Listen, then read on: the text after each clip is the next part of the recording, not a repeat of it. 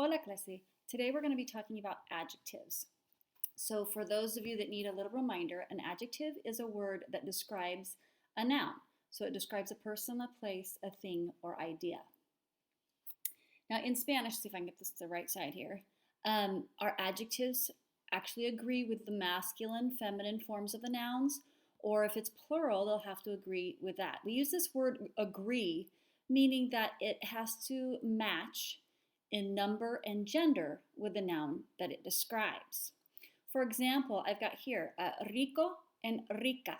So if I were describing a boy or a masculine object saying that's either rich or delicious, I would use rico because it ends in O, and that is the masculine form of the adjective.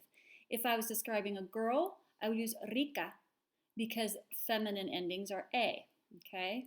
And then plural, let's say I was talking about a group of people, ricos, or ricas for a group of women. So we have to look at those endings, and we'll talk a little bit more about that on my next paper here. So there really are, my purple doesn't show up really well. There's really 4 types of adjectives that we're going to look at. The first one is the really easy one up here. That's if you have an adjective that ends in O or A. For example, rico, rica, simpático, simpática. The masculine form has the O ending, feminine form has an A ending, and you just add an S for plural. So ricos, ricas, simpáticos, simpáticas. There are some adjectives that are going to end in the letters D-O-R, dor, or D-O-R-A, dora.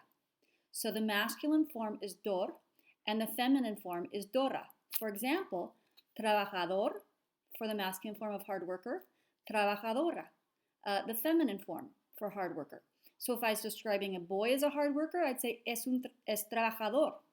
If I was describing a woman or a girl, I'd say es trabajadora. Okay? Always you can just add an S on those to make it plural. Then there are some adjectives that end in E. Those are easy. You don't even have to think about changing the ending between masculine and feminine. Él es inteligente.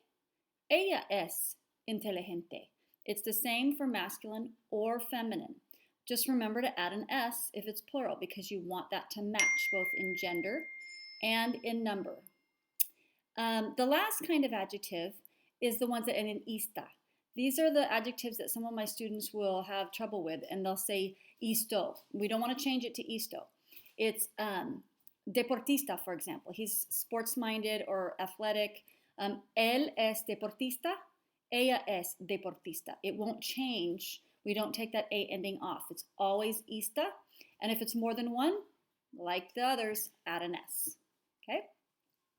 There are those that are end in a consonant. They won't change either. Just add ES to most of those to make them plural. Okay? All right. And the last thing I want to talk about is where we put our adjectives when we're speaking Spanish.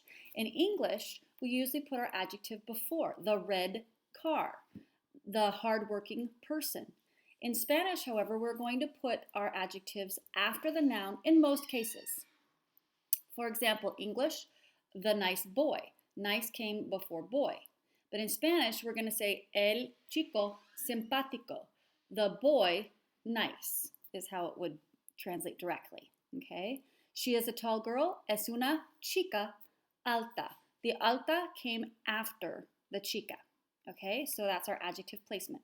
So just remember they must, what we say agree or match in gender, that means masculine versus feminine, and number, that means single or plural. Okay? So either OA or add an S, and all the rules apply to all those that I just gave you. Okay? Hopefully this helps. We'll do some practice later. Hasta luego.